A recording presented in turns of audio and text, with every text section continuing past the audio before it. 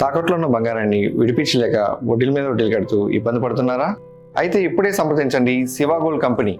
మీ నమ్మకానికి మా హామీ శివ గోల్డ్ కంపెనీ. ఒకప్పుడు ఆ చేతులు తుపాకులు పట్టాయి, బస్తర్ అడవుల్లో అలజడి సృష్టించాయి.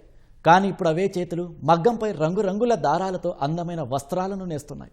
జనజీవన స్రవంతిలో కలిసిన మాజీ మహిళా మావోయిస్టులు తాము స్వయంగా నేసిన వస్త్రాలు ధరించి ర్యాంపుపై ఆత్మవిశ్వాసంతో క్యాట్వాక్ చేశారు. ఆ స్ఫూర్తిదాయక దృశ్యాలను మీరే చూసేయండి. ఛత్తీస్గఢ్ రాజధాని రాయ్పూర్లో జరిగిన జాతీయ చేనేత దినోత్సవం ఒక అరుదైన ఘట్టానికి వేదికైంది.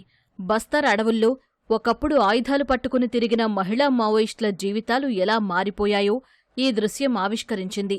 హింసను వీడి జనజీవన స్రవంతిలోకి కలిసిన మాజీ మహిళా మావోయిస్టులు తాము స్వయంగా నేసిన అందమైన చేనేత వస్త్రాలను ధరించి చిరునవ్వులు చిందిస్తూ ర్యాంప్పై క్యాట్వాక్ చేశారు. సమాజంలో తాము కూడా భాగమయ్యామంటూ క్యాట్వాక్ చేయడంతో సభా ప్రాంగణం చప్పట్లతో మారుమోగిపోయింది.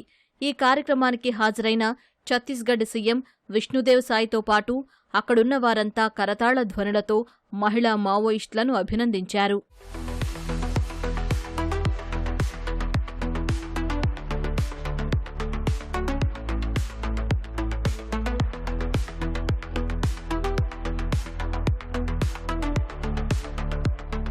ఈ మార్పు వెనుక ఛత్తీస్గఢ్ ప్రభుత్వం, అక్కడి పోలీసుల కృషి ఎంతో ఉంది.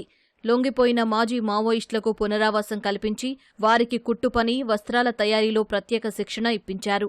ఒకప్పటి నక్సల్స్ ప్రభావిత దంతెవాడలో దంతేశ్వరి బ్రాండ్ పేరుతో మాజీ మహిళా మావోయిస్టులు వస్త్రాలను తయారు చేస్తూ ఆర్థిక స్వావలంబన సాధిస్తున్నారు. ఆయుధాలు వీడితే ఎంత ప్రశాంతమైన, గౌరవప్రదమైన జీవితం గడపవచ్చో నిరూపించారు.